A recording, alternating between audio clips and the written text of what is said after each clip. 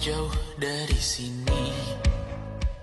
Tembok-tembok ini tak berarti, asal kulihat senyummu hari ini. Mendengar keluhmu malam nanti, saat semua tak jelas arahnya, kita hanya punya bersama, lewati syurang terjalnya.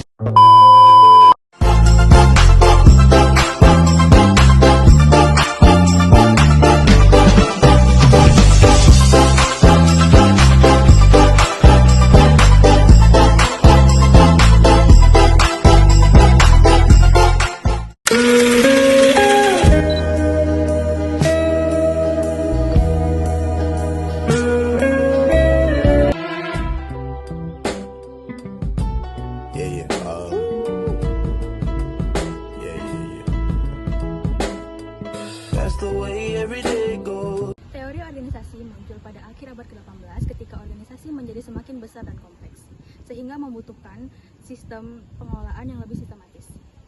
Perkembangannya dipengaruhi oleh dua arus pemikiran, yaitu praktisi industri yang fokus pada efisiensi dan akademisi yang mengkaji dampak industrialisasi terhadap masyarakat. Dari pertemuan kedua pemikiran inilah, teori organisasi berkembang menjadi sebuah bidang ilmu yang terus mengalami perubahan hingga sekarang.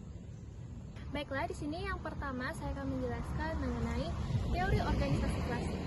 Teori organisasi klasik itu muncul pada abad ke-19 setelah revolusi industri. Ketika pabrik-pabrik besar itu membutuhkan yang namanya sistem pengelolaan yang lebih berstruktur dan efisien.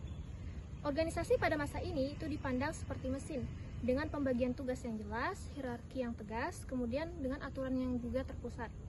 Kemudian ada beberapa tokoh penting dalam teori klasik.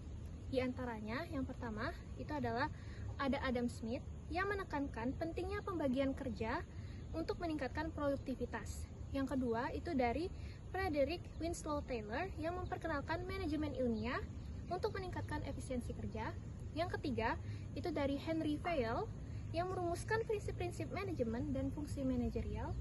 Dan Max Weber yang mengembangkan konsep birokrasi dengan struktur dan aturan formal yang jelas. Jadi secara keseluruhan, teori klasik itu menekankan efisiensi, struktur yang rasional, dan pembagian kerja yang tegas. Namun pendekatan ini kemudian dikritik karena terlalu mekanistik dan kurang memperhatikan aspek manusia. Selanjutnya yaitu teori neoklasik. Teori neoklasik muncul karena ketidakpuasan terhadap teori klasik yang terlalu fokus pada efisiensi dan melihat organisasi seperti mesin. Teori ini berkembang pada tahun 1930 sampai 1950-an dan menekankan bahwa manusia adalah faktor utama dalam organisasi. Melalui studi Houghton yang dipimpin oleh Elton Mayo, ditemukan bahwa perhatian dan hubungan sosial dapat meningkatkan produktivitas. Tokoh seperti Mary Parker Follett dan Chester Bernard juga menekankan pentingnya kerjasama, partisipasi, dan penerimaan otoritas. Intinya, teori neoklasik melihat organisasi sebagai sistem sosial yang menekankan hubungan manusia dan partisipasi karyawan. Teori organisasi modern muncul pada tahun 1950-an sebagai respon terhadap keterbatasan teori klasik dan neoklasik. Jika teori klasik melihat organisasi sebagai sistem tertutup yang kaku dan neoklasik lebih fokus pada aspek sosial, maka teori modern memandang organisasi sebagai sistem terbuka yang berinteraksi dengan lingkungan. Artinya, organisasi harus mampu beradaptasi dengan perubahan teknologi, ekonomi, dan kondisi eksternal lainnya. Tidak ada satu struktur organisasi yang cocok untuk semua situasi. Tokoh-tokohnya seperti Ludwig von Bertalanffy dengan teori sistem terbuka, John Woodward yang meneliti hubungan teknologi dan struktur, serta Paul Norwes dan J. Lords yang mengembangkan pendekatan kontingensi, menegaskan bahwa struktur organisasi harus disesuaikan dengan lingkungan. Jadi, intinya organisasi yang berhasil adalah organisasi yang fleksibel dan mampu beradaptasi dengan lingkungan.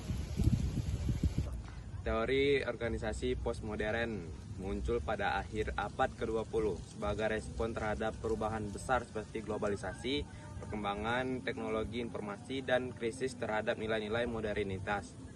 Berbeda dengan teori modern yang menekankan rasionalitas dan sistem. Pendekatan postmodern melihat organisasi sebagai realitas yang kompleks, penuh makna dan dipengaruhi oleh kekuasaan serta interpretasi. Tokoh seperti Michael Foucault menyoroti hubungan antara kekuasaan dan pengetahuan dalam organisasi. Jacques Derrida menekankan bahwa makna dalam organisasi tidak pernah tetap, tetapi selalu bergantung pada konteks. Seperti Jean Baudrillard menunjukkan bahwa dalam era modern, citra dan representasi sering lebih dominan daripada realitas itu sendiri. Intinya, teori postmodern melihat organisasi bukan sebagai struktur yang pasti dan stabil, tetapi sebagai sesuatu yang dinamis, relatif, dan terbuka terhadap berbagai interpretasi.